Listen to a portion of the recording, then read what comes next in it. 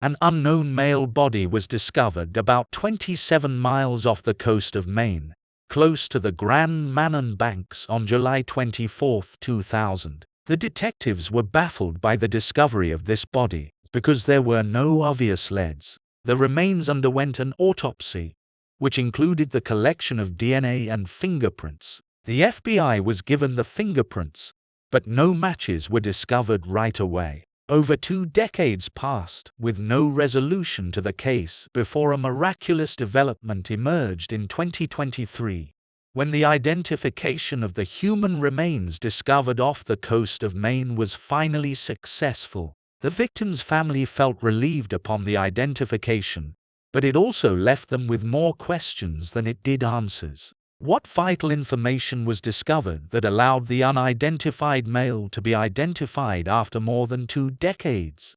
Are there any video evidence connecting the discovered body to the Atlantic Ocean off the coast of Maine where he was found? Hello and welcome back to Mystery Detective. Stay with us as we unravel this mystery that took over 20 years to be solved. Maine is renowned for its regal beauty and quaintness. It has a charming lighthouse landscape and is noted for its rocky coastline. The Grand Manan Banks are located a few miles offshore of Maine's coast, not far from the Canadian border.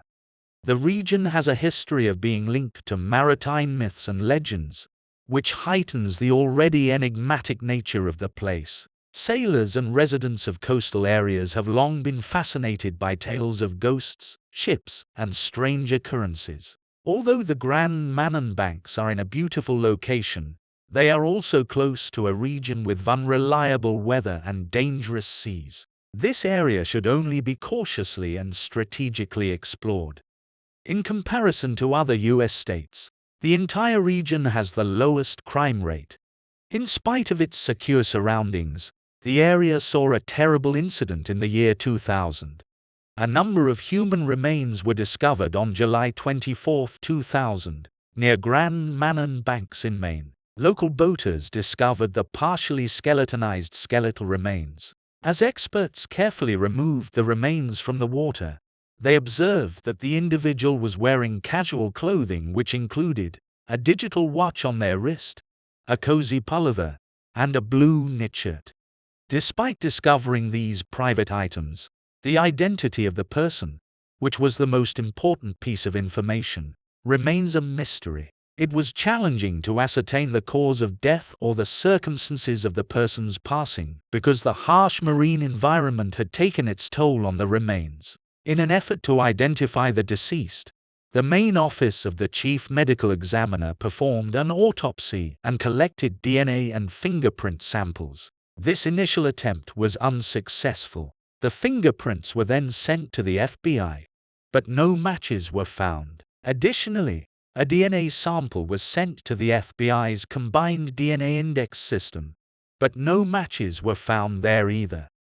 Investigators were able to identify the remains as belonging to a male during the initial examination. They probably made this determination based on the clothing and other items found nearby.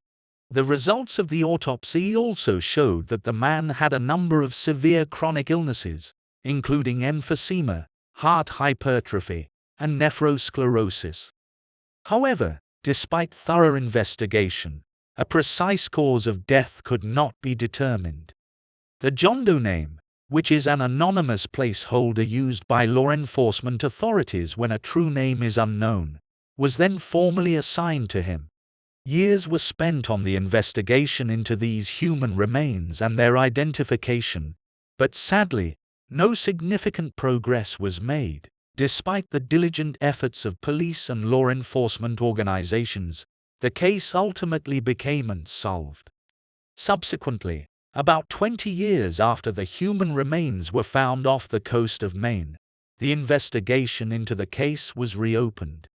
The chief medical examiner requested help from a company called Parabon Nanolabs to conduct analysis and try forensic genealogy in an effort to identify the man. Despite Parabon Nanolabs' efforts to analyze the DNA and carry out forensic genealogy testing, the mystery persisted. The investigation gained a new piece of information when it was discovered that the male's remains belonged to a person of Ashkenazi Jewish ancestry.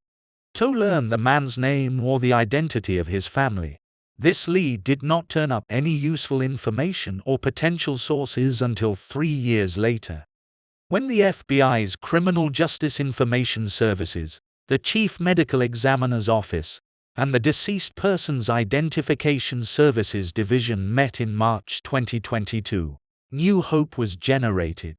To re-evaluate the fingerprints discovered on the unidentified person, they utilized the modern technologies made available by the FBI. This second look resulted in an amazing discovery.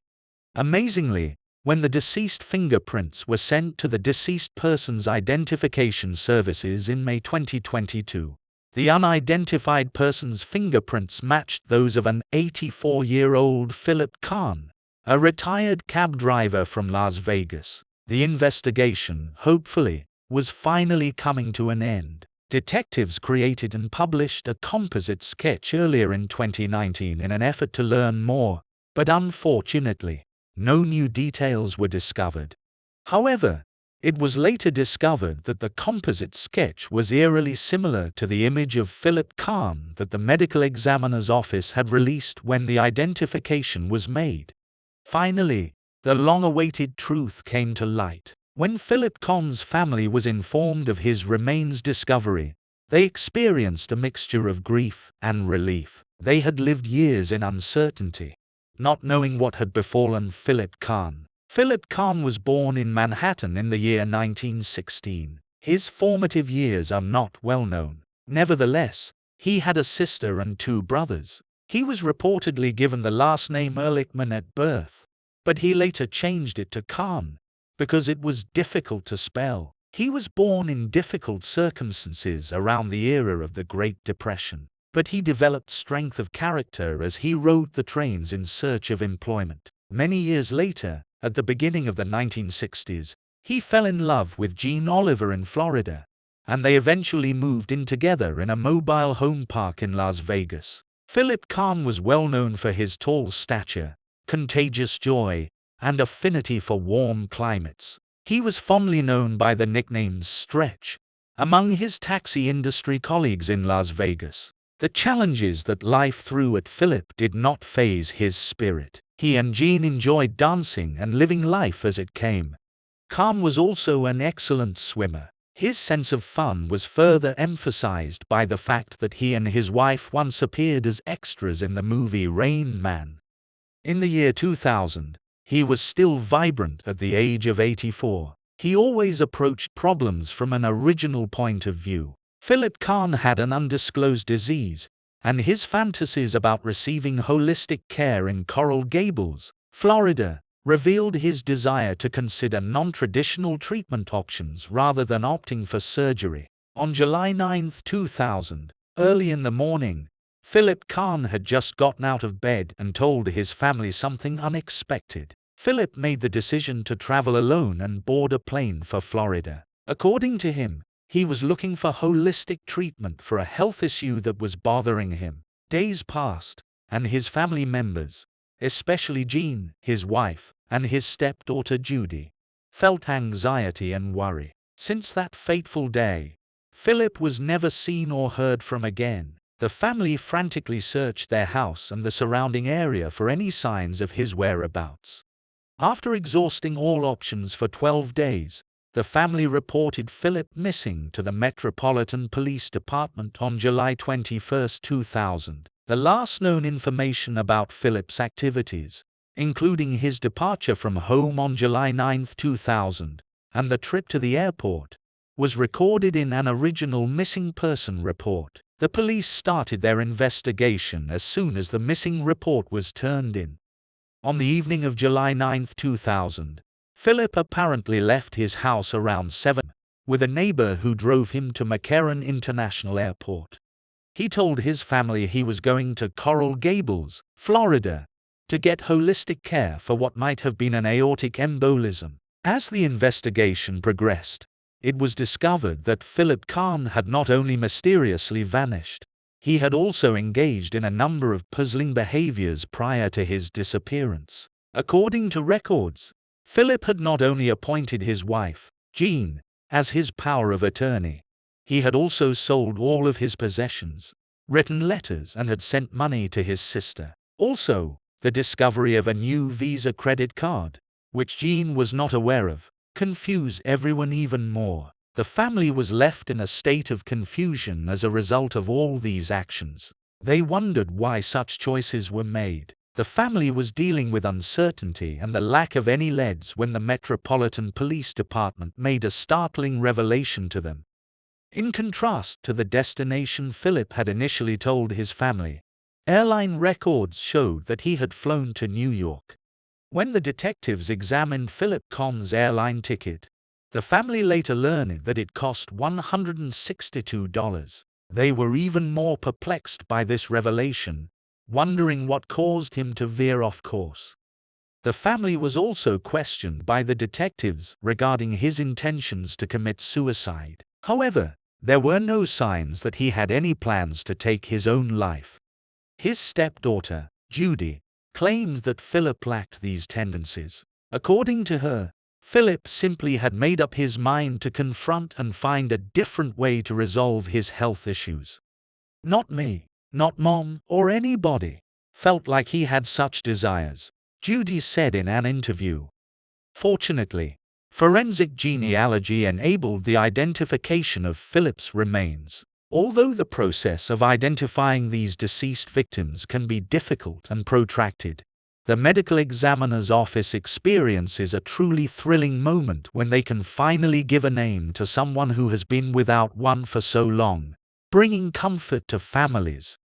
The importance of maintaining hope in the pursuit of justice for the unidentified and missing is highlighted by the resolution of cold cases.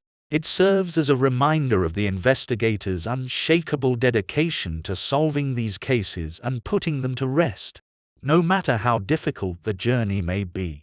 In this instance, the effective use of forensic genetic genealogy is also evidence of the advancements in forensic sciences made possible by advances in DNA technology.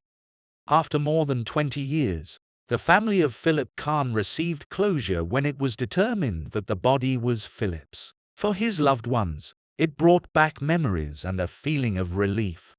When Judy, Kahn's stepdaughter, learned what had happened to him, she expressed gratitude and confusion. Judy reflected on the uncertainty that still persisted. "We have more questions than answers," she said. With her mother, Jean Oliver, the knowledge of Philip Kahn's fate brought back memories of their relationship, which had suddenly ended when he disappeared. The family was saddened, but they also felt relieved because the years of speculation and searching had come to an end. After her husband's disappearance, Jean, a well-liked preschool teacher, continued to leave for a number of years before passing away in December 2007 at the age of 89. She went through the typical emotional turmoil associated with having a spouse go missing. She nevertheless persevered with poise and fortitude. Jean did not let the disappearance define her life despite the emotional roller coaster she experienced. She carried on enjoying life to the fullest, savoring the memories of the life she and Philip had created. Judy expressed astonishment at her mother's fortitude in those trying times. According to her, Jean regained a sense of normalcy and carried on with her life in spite of the never-ending questions and heartbreak. Lindsay Chastain, the head of the medical examiner's office, offered her perspective on the significance of this identification. "We're ecstatic to have found him and can now let the family know what happened to their loved one." The family had suffered under the weight of ignorance for so long, but at last they had some answers. "There are still a lot of unanswered questions surrounding the case," she said. Lindsay makes note of the fact that no one will ever know how Philip got to the location where he was discovered. The mystery is still heightened by this unanswered question. The family has finally, however, gained some measure of comfort from knowing that the body discovered was that of Philip Kahn. This closes a chapter that has been open for far too long and gives it a sense of closure. What do you think about the case? What really happened to Philip Kahn? And why did he lie to his family about his journey? Let us know what your thoughts are in the comments. Thank you for watching. Do not forget to like, share and subscribe to our channel for more thrilling true crime tales. Until next time, stay safe and alert for the next mystery to be unraveled.